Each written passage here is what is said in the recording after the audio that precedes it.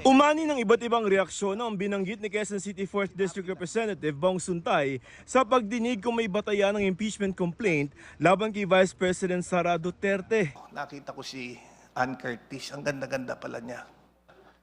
You know, may desire sa loob ko na nag-init talaga. Na-imagine ko na lang kung anong pwedeng mangyari. Pero siyempre, hanggang imagination na lang yon. Pero maraming hindi natawa dito. Oh, ang tingin mo doon?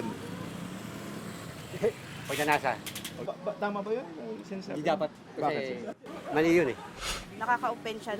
Gusto sanang ihalin tulad ni Suntay ang na-imagine niya lamang at hindi pa anya ginagawa sa banta ni Vice President Sara Duterte na ipapatay sina Pangulong Bongbong Marcos at First Lady Lisa Araneta Marcos na mangyayari lamang kung may pumatay sa bise.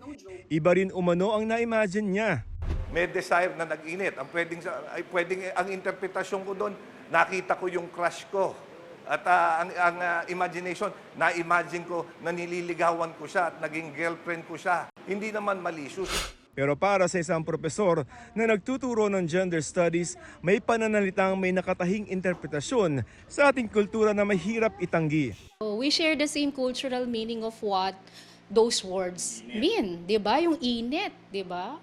Kung anong pwedeng mangyari. May tutuning anyang sexual harassment ang ganitong pananalita na labag din sa Anti-Bastos Ordinance ng Quezon City na nakapirma pa si Suntay.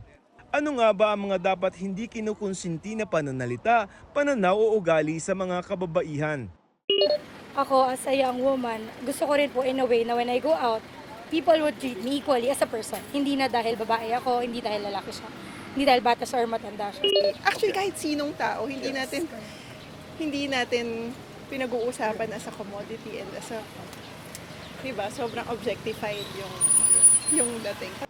Ayon pa kay Professor Janice Zamora Morales, pinalala pa ito ng klase ng politika na tila walang pagkilala sa pananagutan porke nanalo sila o popular. There are some politicians, no, na ang karisma nila, they operate on that, sexism. They feel that they are indispensable.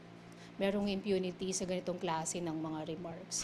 Ayon sa profesor ng gender studies na nakausap namin, kapag nakakarinig kayo, nakakaengkwentro kayo ng mga bastos na komento, mahalaga raw na i-call out ito o huwag palampasin.